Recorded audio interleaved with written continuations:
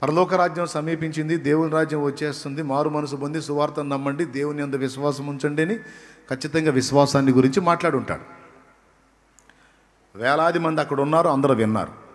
నాకు ఒక మాట చెప్పండి, మీరు పసిబిడ్డ దగ్గర 5 రొట్టెలు 2 చేపలు ఉన్నప్పుడు కనీసం మిగిలిన వాళ్ళ దగ్గర కనీసం కొద్దిగన్నా ఉండదా? పెద్దగా చెప్పాలి, కొద్ది గొప్పనా ఉండవా వాళ్ళ దగ్గర?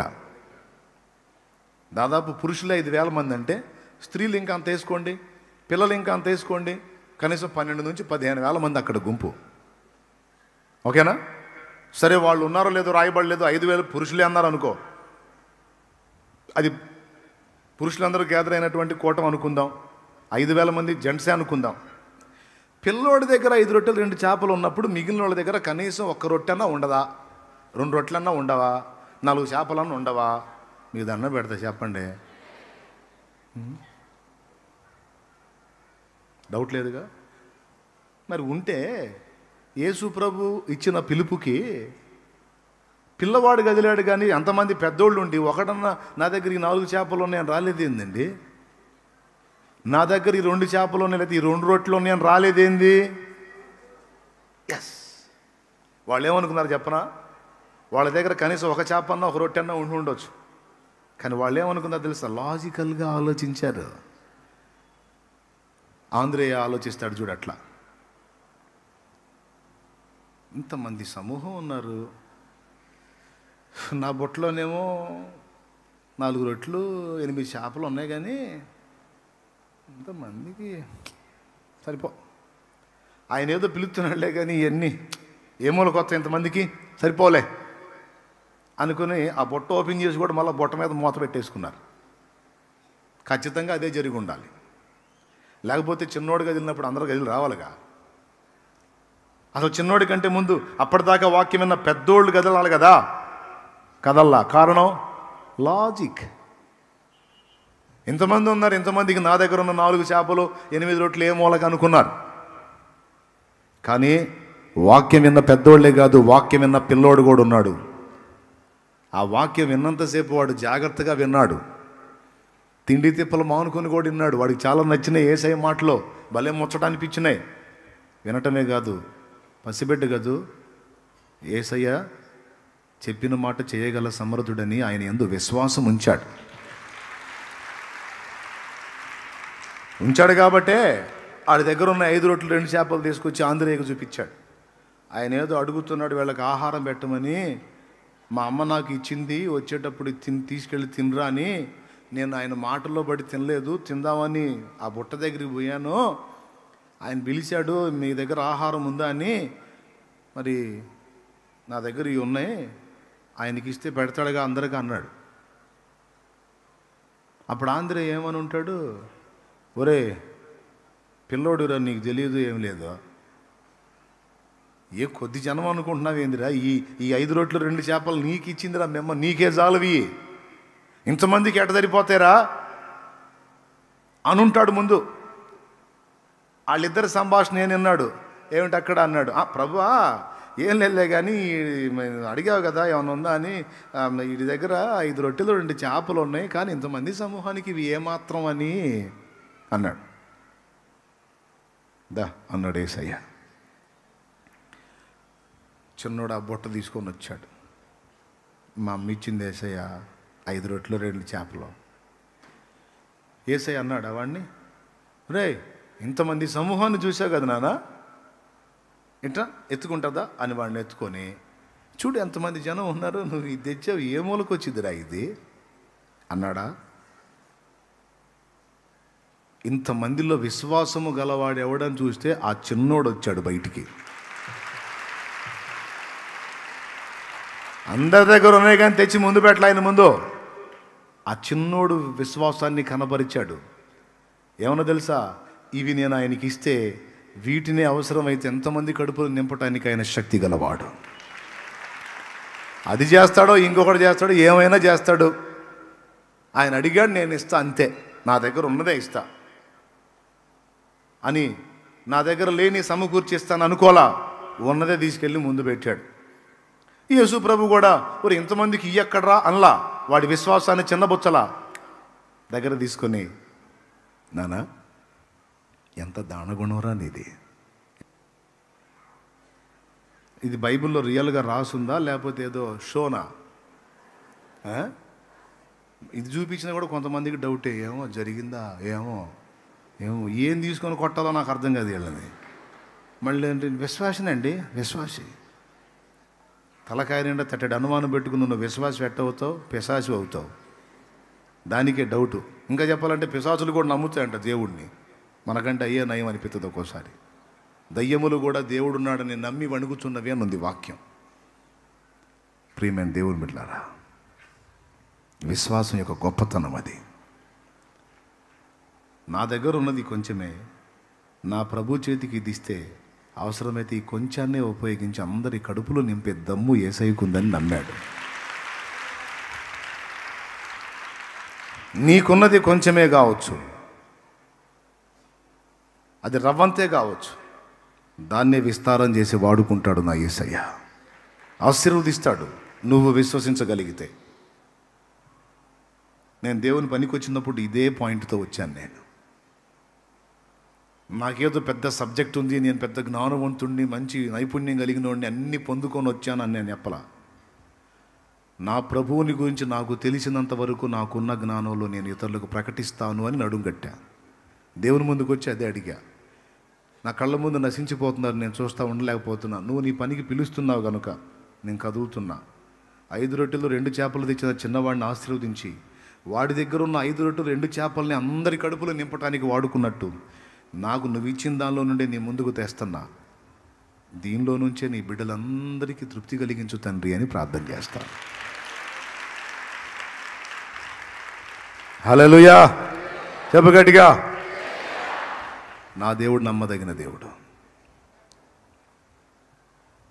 చివరికి చూడండి, అందరి కడుపులు నింపి మిగిలిన మొక్కలన్నీ పోగు చేపిస్తే 12 గంపలు మిగిలినాయి అంట. 12 గంపలు. శేషం కూడా మిగిలిచ్చాడు మళ్ళీ చిన్నోడికి. వాడేం చేసుకుంటాడు 12 గంపలు? ఈ మాట ఎందుకు చెప్తున్నానంటే, మిగిలిన వాళ్ళ దగ్గర రొట్టెలు ఉండొచ్చు, చేపలు ఉండొచ్చు, 1 2 ఉండొచ్చు, కానీ ఎవ్వరూ విశ్వసించలా. అప్పటిదాకా విశ్వాసాన్ని గూర్చిన ప్రసంగం విన్నారు, కానీ ఎవరు కూడా దేవుని యందు విశ్వాసం ఉంచిన క్రియ చూపించలా. నేను ఒక మాట చెప్తున్నా, ఒకవేళ ఆ చిన్నోడు కూడా తేడనుకో, అప్పుడు పరిస్థితి ఏంటి? ఒక్కసారి ఊహించండి రివర్స్లో. ఆ చిన్నోడు కూడా తేడు, వాడు కూడా అందరిలాగానే ఓ అబ్బా ఇంతమందికి ఎక్కడ అని ఆగాడు అనుకో, అప్పుడు పరిస్థితి ఏంది? దేవుని అద్భుతం అక్కడ ఆగిపోయేది. ఎందుకంటే అవిశ్వాసుల దగ్గర కార్యం జరగదు కదా. ఎంతమందికి అర్థమైంది ఈ ఒక్క ముక్క? దేవుని అద్భుతం అక్కడ ఆగిపోయేది, జరిగేది కాదు. ఆ పసివాడైనా సరే విశ్వాసపు పాత్ర తీసుకొని వచ్చి చూపించాడు కనుకనే దేవుని అద్భుతం అక్కడ అంతమంది చూసి దేవుని మహింపరిచారు.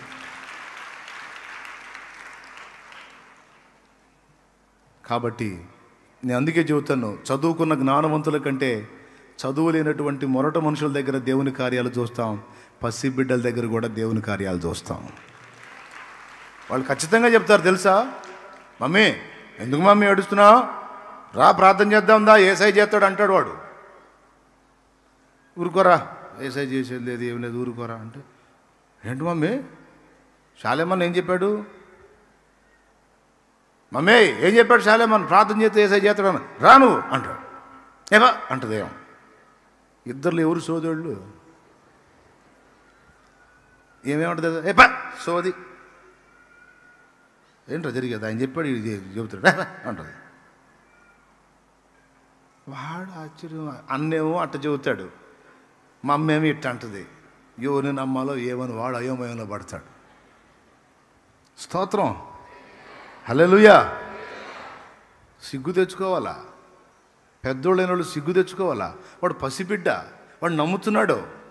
మమ్మీ నాన్నకి సమస్య వచ్చింది, ప్రార్థన చేయమన్నాడు కదా శాలేమన్నా, విశ్వాసంతో ప్రార్థన చేయమన్నాడు కదా, స్వస్థత వచ్చింది అన్నాడు కదా, రామా మీ ప్రార్థన చేద్దాం. పసిబిడ్డ విశ్వాసం. మీరు నమ్మండి నమ్మకండి, నా సొంత మేనకోడల జీవితంలో జరిగింది. వాళ్ళకు పాప భార్యాభర్త ఇద్దరు కొన్ని కారణాలను బట్టి విడిపోయారు. విడాకులు కూడా అయిపోయినాయి. ఆ చిన్న బిడ్డ కొన్ని 7 ఏళ్ళు అయింది, 7 సంవత్సరాలు అయిపోయింది వాళ్ళు డివైడ్ అయ్యి. ఆ బుడ్డది పసిబిడ్డగా ఉన్నప్పుడు విడిపోయారు. దానికి 7 సంవత్సరాలు దాటినాయి. మరి 7 ఏళ్ళు అంటే మరి వాళ్ళ లైఫ్లు బాగుండాలి కదా, తల్లిదండ్రుల చింత. మరి ఆ పిల్ల జీవితం ఏంది మరి అన్నట్లుగా ఆలోచించి నన్ను కదిలిచ్చారు. మరి అమ్మాయికి మరి విడాకులు అయిపోయినాయి కదా, అమ్మాయి లైఫ్ ఏంది, వాళ్ళ కుమార్తె మా నూరాల సంగతి. నేను దాని దగ్గరికి పిలిచా, బుడ్డదాన్ని, వాళ్ళ అమ్మని కాదు కూతుర్ని పిలిచా. దగ్గరికి తీసుకొని, అమ్మా మీ నాన్న మిమ్మల్ని వదిలేశాడు, 7 సంవత్సరాలు అయిపోయింది, మిమ్మ ఒంటరిగతిగా ఉంది, నువ్వు పసిబిడ్డవి. మరి మిమ్మ జీవితం ఏంటమ్మా, మరి ఏదన్నా ఆలోచన చేద్దామా అన్నా. అంటే నేను ఇష్టపడి కాదు, దాని మైండ్ తెలుసుకోవాలని అడిగాను. నిజంగా దేవుడే దీనికి సాక్షి. అయితే ఆ చిన్నది నా దగ్గరికి వచ్చి కన్నీళ్లతో అన్నది, మేనగోడలు కూతురు అంటే నేను దానికి తాతనే, అక్క కూతురు అన్నమాట. తాతయ్య మా డాడీ వస్తాడు తాతయ్య అంది.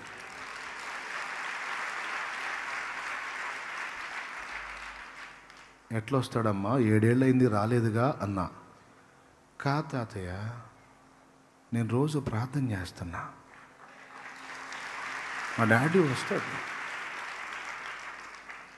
అది ఎంత జ్ఞానంగా మాట్లాడిందంటే, నాకైతే విశ్వాసం ఉంది తాతయ్య, తెలుగు పదాలు కూడా నత్తి, నాకైతే విశ్వాసం ఉంది తాతయ్య, మా డాడీ వస్తాడు అంది. ఇక నేను ఫ్యామిలీకి వెళ్ళి చూశా. దాన్ని దగ్గరకు తీసుకొని కన్నీళ్లతో, యేసయ్యా ఈ చిన్నదాని విశ్వాసాన్ని నువ్వు సిగ్గుపరచవు. ఈ పసిబిడ్డ వీసుమంతా కూడా లాజిక్ పట్టించుకోకుండా, వీసుమంతా కూడా అనుమానం లేకుండా ఇది పలికిన ఈ మాట నువ్వు విన్నావు, నీ సన్నిధిలో వినబడింది. యేసు నామములో ఇదే జరుగునుగాక అని దాన్ని ముద్దు పెట్టుకొని ఇక ఆ ప్రస్తావన ఇక ఎత్తల. అనతి కాలంలోనే మరి ఆ బిడ్డతో దేవుడు మాట్లాడాడు. ఆ పిల్ల తండ్రితో తను కదిలించబడి భార్యాభర్తలు ఇద్దరు వచ్చి మాట్లాడుకొని కలుసుకొని, ఇప్పుడు ఏం జరిగిందో తెలుసా, ఆయన మారు మనసు పొంది బాప్తిస్మం పొంది నా దగ్గర పరిచారకుడు అయ్యాడు. ఆయన నాకు సహకారిగా మారాడు. అంతేకాదు ఇది ఇంకో పని కూడా చేసింది. ఈ పుట్టది తల్లిదండ్రుని కలపమని ప్రార్థన చేసింది. వాళ్ళిద్దరు 7 సంవత్సరాల తర్వాత తిరిగి ఒక కుటుంబంగా చేర్చబడితే నాకు ఒక తమ్ముడిని అయ్యా అని కూడా ప్రార్థన చేసిందంట. ఇప్పుడు ఆశీర్వాద పాల్ అనేవాడు పుట్టాడు. నేను ఎందుకు చెప్తున్నానంటే, నా ఫ్యామిలీ మ్యాటర్ అని ఉల్లాసంగా చెప్పటం కాదు. జీవితాలు పతనమై, కుటుంబాలు చెల్లాచెదురైపోయి, ప్రయత్నాలు విఫలమైపోయి, మూడుబారిన జీవితాలుగా మారిపోయిన బ్రతుకులు చాలా ఉన్నాయి. పసిబిడ్డ విశ్వాసం, నా మనిషి అని నేను గొప్ప చెప్పుకోవటం కాదు, ఎవరైతేనే పసిబిడ్డ ఏ కార్యమైనా, నా తమ్ముళ్ళారా నా చెల్లెళ్ళారా, నేను నేర్చుకుంది కూడా అదే. నాకు అసాధ్యమే కానీ నా దేవునికి అసాధ్యమైంది ఏది లేదు.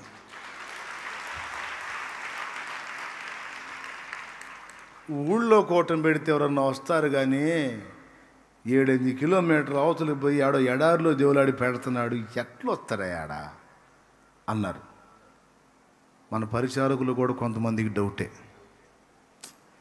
అన్న చర్చి దగ్గర పొలాల్లో అయితే బాగుంటుంది కానీ ఇంత దూరం ఏందో అనుకుంటేనే పరిచర్య చేశారు. తర్వాత ఇక బస్సులు, ట్రాక్టర్లు, లారీలు, టాటా ఏసీలు, కార్లు, జీబులు, బైకులు వస్తా వస్తా వస్తా పందిళ్ళన్నీ నిండిపోతే ఒకళ్ళ మొక్కలు ఒకళ్ళు చూసుకుంటున్నారు. దేవుని ఇప్పుడు నేను నమ్ముతా, అంతే, నేను నమ్ముతానండి. నేను సోది ప్రశ్న లేను దేవుణ్ణి. అట్ట జరిగిద్ది, ఇది ఎట్ట జరిగిద్ది, కష్టమేమో, ఈ డౌట్లే ఉండవు అట్టంటోడు నా పక్కన ఉన్నా కూడా చిరాకు పుట్టిద్ది నాకు. తొందరగా వీడిని నా మధ్య నుంచి తీసే ప్రభు అని ప్రార్థన చేస్తా. ఇక్కడ నుంచి తీసే నాయన, ఈ దరిద్రం అయిపోయింది నాకు, వీడి సండుగుడు గొనుగుడు అని. ఎవరైనా సరే ఇది ఎట్ట జరిగింది అట్ట జరిగింది ఎట్ట జరిగిద్దని ఏదో పనికి మాలిన అవిశ్వాసం మాటలు మాట్లాడితే చిరాకు నాకు. పో సైతాన్ అనుకుంటా. విశ్వాసాన్ని వృద్ధి పొందించే మాట ఉండాలి మన నోట. మనకు అసాధ్యమే కానీ మన ప్రభువుకు సాధ్యం కాందేమీ లేదో, ఏసై చేస్తాడంతే.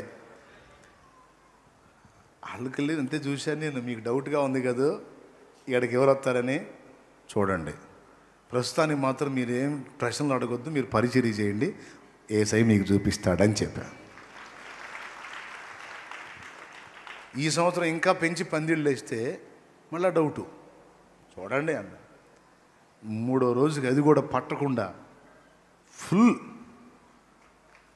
మరి ఏం కార్యాలు ఇవన్నీ చెప్పండి. ఓ రాజకీయ నాయకుడు అంత మీటింగ్ పెట్టాలంటే కోట్లు ఖర్చు పెట్టాలా.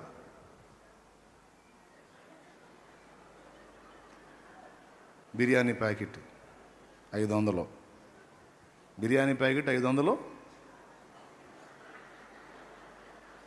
అవునా? మళ్ళీ వాడికి బస్సు లారీ. అప్పుడు ఆ బిర్యానీ తిని దాగి లారీ ఎక్కి అప్పుడు వేస్తాడు కేకలో. దిగిన దాకా వేస్తాడు. దిగిన తర్వాత ఆప లారీ ఆపంటాడు. ఏందిరా దిగింది, సరే తగలబెట్టండి వాడికి. మళ్ళీ మళ్ళీ కత్తి ఆపండి. ఏందిరంటే ఆకలి అవుతుందంటే. నేనేం బిర్యానీ ఇచ్చానా? నేనేమన్నా ఎడారులోకి పరిగెత్తారు యేసు నామములో. హల్లెలూయా, హల్లెలూయా. ఆయన చేసే కార్యాలు ఆయన మాట్లాడితే జరిగిద్ది. ఈరోజు ఇంతమంది గ్యాదర్, మీ ఇంటికి వచ్చి నేను ఏమైనా పిలిచానా? మరి ఎందుకంటే హడావుడికి పరిగెత్తారు? ఆయన మాట్లాడాడు. నేను విశ్వాసంతో ప్రార్థన చేస్తా. ఈరోజు ఎవరితో మాట్లాడాలో, ఎవరిని కలుసుకోవాలో నువ్వే దర్శించు, తీసుకుంటా. నేను ప్రార్థించిన ఒక్కోసారి ప్రార్థన కూడా చేయకుండా అడ్డం పడతా. ఆయన నా బిడ్డలు ప్రార్థన చేస్తారు. వారి ప్రార్థన, నా ప్రార్థన, మీ ప్రార్థన ప్రతి ఆదివారం, శుక్రవారం విస్తారమైన ఆత్మలో. ప్రతి కార్యం అంతే, ప్రతి కార్యం అంతే. కాబట్టి మీ అందరికీ చెప్తున్నా, ఒక చదువు లేని విద్యావిహీనుడు విశ్వాసం ఉంచినట్టుగా, ఒక పసిబిడ్డ దేవుని వాక్యాన్ని నమ్మినట్టుగా నువ్వు నమ్మితే, విశ్వసించగలిగితే, ధైర్యం తెచ్చుకోగలిగితే ఎంత బాగుండు. నువ్వు దేవుని అలానే నమ్మగలిగితే ఎన్ని కార్యాలు చూస్తావు నువ్వు. కాబట్టి అనుమానాలు తీసేయి. చెప్పు, ఏం మందు? యేసు రక్తం మందు. చెప్పు, ఏం చెప్పింది? ఏం కొట్టాము ముసలమ్మ? యేసు రక్తం మందు అండి. దేవునికి మహిమ. చూడటానికి విశ్వాసం వెర్రిచర్యలాగా ఉంటుంది, కానీ చివరికి విశ్వాసం వెర్రిచర్య అన్నవాడు వెర్రోడైపోతాడు. అంతే.